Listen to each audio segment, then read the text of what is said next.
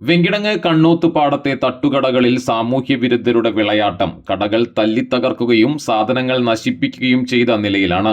കണ്ണൂത്ത് സ്വദേശിയായ ഫാരിസ്, ബഷീർ, ബക്കർ, മുഹമ്മദ് അലി എന്നിവരുടെ കടകളിലാണ് അക്രമം നടന്നത്. കടയിലുണ്ടായിരുന്ന സോഡാ കുപ്പികൾ റോഡിലേക്ക് വലിച്ചെറിഞ്ഞ് പൊട്ടിച്ചിരിക്കുകയാണ്. വാട്ടർ ടാങ്കും മറ്റ് സാമഗ്രികളും നശിപ്പിച്ചു. സംഭവവുമായി ബന്ധപ്പെട്ട് പാവർട്ടി പോലീസിൽ പരാതി നൽകിയിട്ടുണ്ട്. കുറ്റക്കാർക്കെതിരെ ശക്തമായ നടപടി സ്വീകരിക്കണമെന്ന് വഴിയോര കച്ചവട തൊഴിലാളി സംഘടന ഏരിയ പ്രസിഡന്റ് EV പ്രബീഷ് പറഞ്ഞു.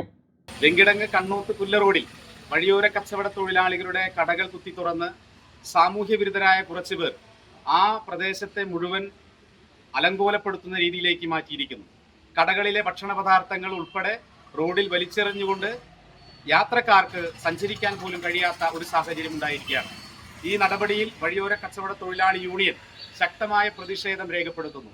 പാവറട്ടി പോലീസ് സ്റ്റേഷനുമായി ബന്ധപ്പെട്ട് ഈ കാര്യത്തിൽ നിയമ നടപടിക്ക് യൂണിയൻ അതിന്റെ നടപടികൾ സ്വീകരിച്ചിട്ടുണ്ട്. അടിയന്തരമായി ഇത്തരം ക്രിമിനലുകളെ കണ്ടെത്തുകയും അവർക്കെതിരെ ശക്തമായ നടപടികൾ സ്വീകരിക്കണമെന്നും പ്രത്യേക പാവറട്ടി പോലീസിനോട് അഭ്യർത്ഥിക്കുകയാണ്.